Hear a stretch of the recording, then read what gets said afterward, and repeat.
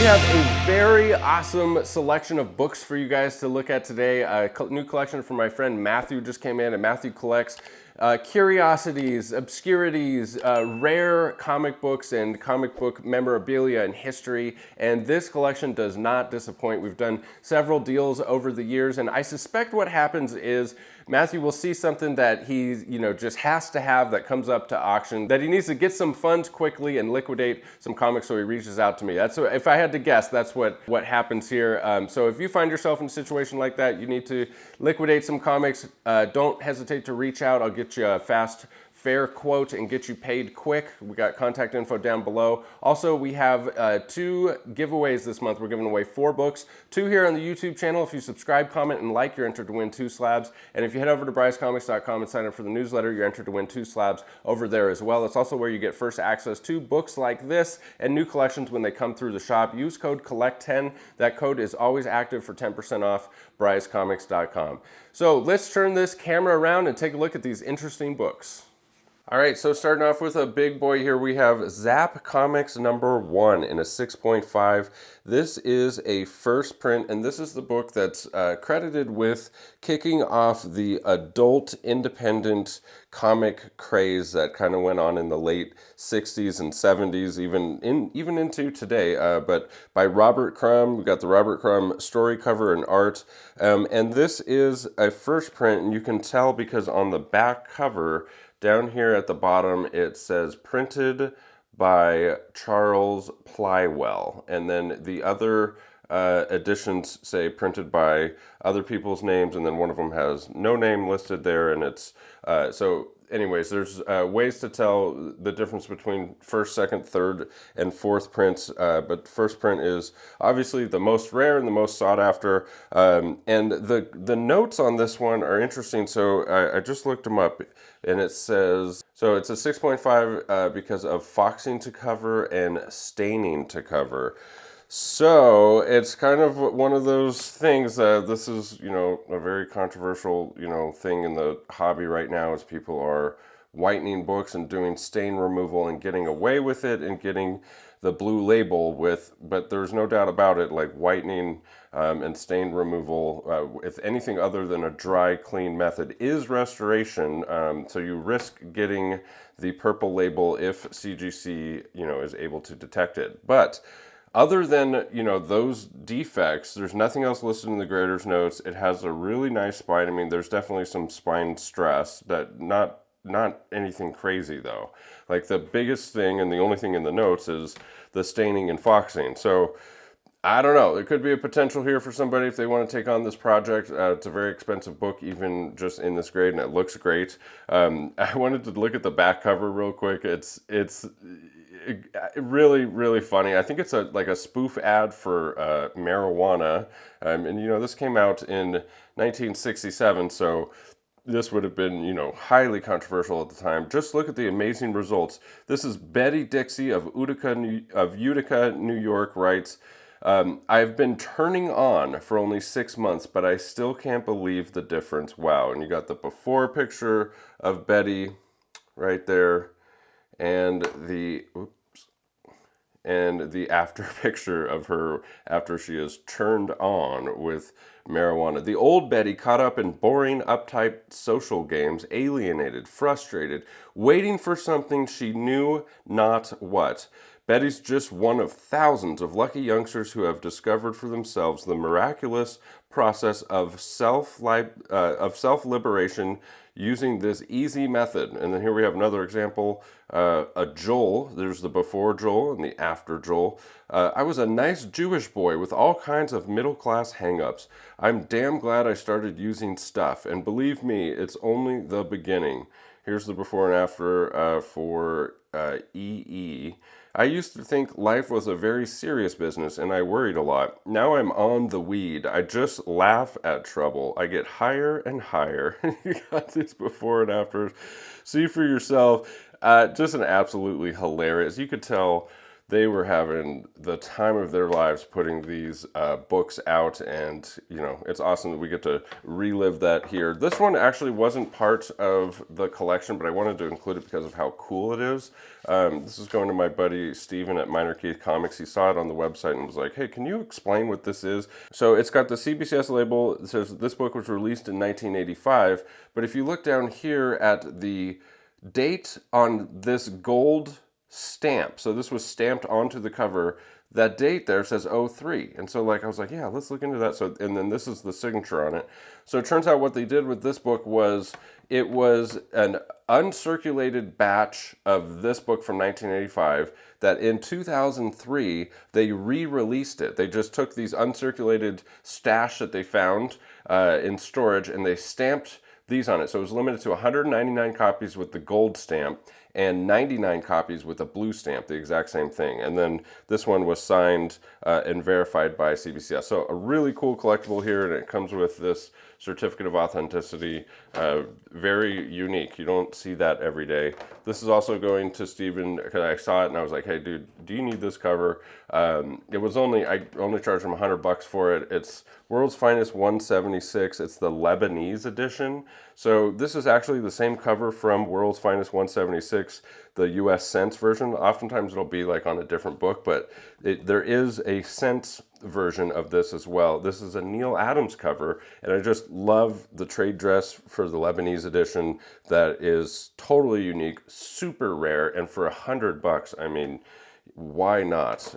So here we're getting back to the Matthew Mono stuff. Well, the Lebanese was Matthew as well.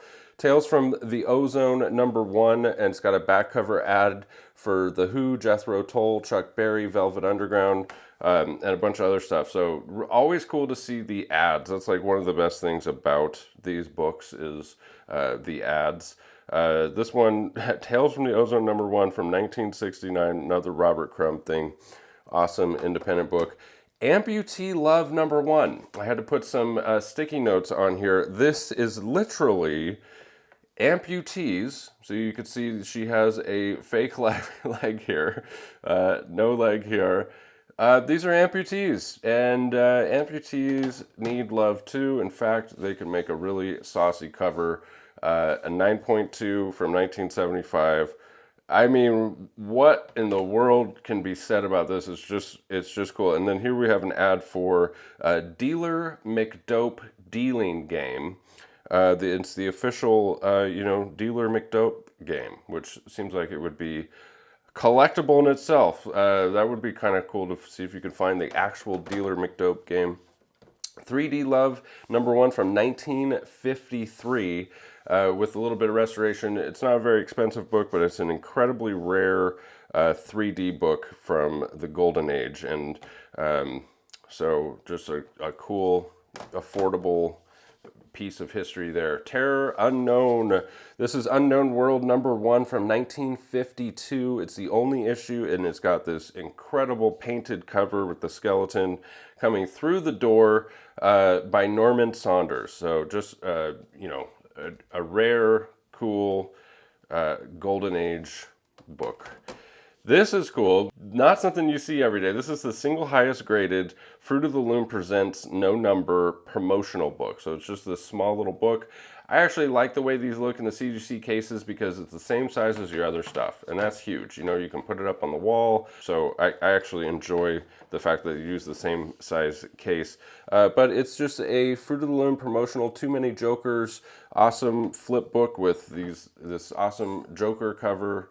Very, very rare, single highest graded, hard to find in high grade because I'm sure it was distributed with underwear or something like that. So very cool to see that rarity. Batman 222. This one is in a 9.2. This is the Beatles cover for Batman. It's got the Beatles on the cover. Absolutely collectible. Nice grade for that one as well. And this next one is one of the coolest pieces of comic book history. It's the Comic Book Price Guide. And it's a 5.5. And what's really cool about it, because it's got, it's so many pages. I think it's a couple hundred pages or something. And you can see how thick it is. But it's awesome that this CGC case that it got put in is nice and sturdy. It's a new one. It's perfectly centered. I mean, it just looks great in the case. It's thicker, and it's a 5.5. And it's recognized as the first true price guide for comic book collecting. And it even comes with the envelope that it was mailed in. You can see that it says right here that the return stamp is the comic book price guide from Cleveland, Tennessee. And it went to William Pera in Van Nuys, California. Shout out to Bill. If you're watching this, Bill, God, please be watching this, Bill. Put a note, leave a comment down below, and I'll pin it. If Bill, I mean, wouldn't that just be crazy if Bill saw this? His copy that was mailed to him, and this is the ad for the second edition that came with it as well. Very, very cool. Robert Overstreet. One cool thing that I think is interesting about this is on the back they have this ad for Marvel comic bags, and you could get 100 for $3, and that is a very high price for 1970. I mean, you can get 100 bags today, I think, for like $8 to $10. So the fact that you had to pay $3, it just shows you that they weren't producing that many, right? There wasn't like such a high demand. Whereas today, even with inflation and everything, it's only a little bit more expensive. So it must have been super hard to produce comic book bags because nobody was preserving their comic books. You know, back in the 70s is when it started. Obviously, that's when they started. You know, even in the 60s, people started putting them in bags and stuff. But very cool piece of history right there. Then there's also some modern stuff in there, and we have this Catwoman 51 by Adam Hughes, classic Adam Hughes cover, the alcoholism cover for Iron Man number 128, Air Pirates Funnies. I would love to have a higher grade copy of this on my PC one day. This was banned from future sales and reprinting after Disney won a lawsuit because it's got Mickey Mouse on there flying an airplane carrying cocaine on the back. Absolutely really cool, you know, copyright infringement type book. Classic Comics, it's a Headless Horseman. It's restored, it's affordable, but it's an original edition for Rip Van Winkle, the Headless Horseman. Some more classics like this Batman 423, 9.4 white pages, classic Todd McFarlane, first print. King Comics number 76. So this is a flag cover. There is a whole, there are flag cover collectors out there, or Americana collectors. This is a rare 1942 Golden Age flag cover. Legends of the Dark Claw number 1 with the custom label, and it's the blank UPC variant. So it's a rare version of that book with an awesome cover. Batman 189, first Silver Age appearance of the Scarecrow. Batman 404 in a 9.8, always cool to see that in high grade. Funny Aminals, not animals, Aminals, number 1, another Robert Crumb cover, first appearance of Mouse, and we got to put the, these sticky notes on there to cover it up. Very collectible 1972 independent from Apex. And then last but not least, Tales from the Leather Nun, number 1. When, I looked up the price of this and I didn't know what the cover looked like. And when it came in, I was like, that is not what I was expecting the cover to look like. We put sticky notes over it. 8.5. Very interesting independent comic. Well, thanks for sticking with me to the end of the video. Don't forget those 2 giveaways this month. We're giving away 4 books if you subscribe. Oh, look at that. There's a puppy. Callie wants to say hi to the people.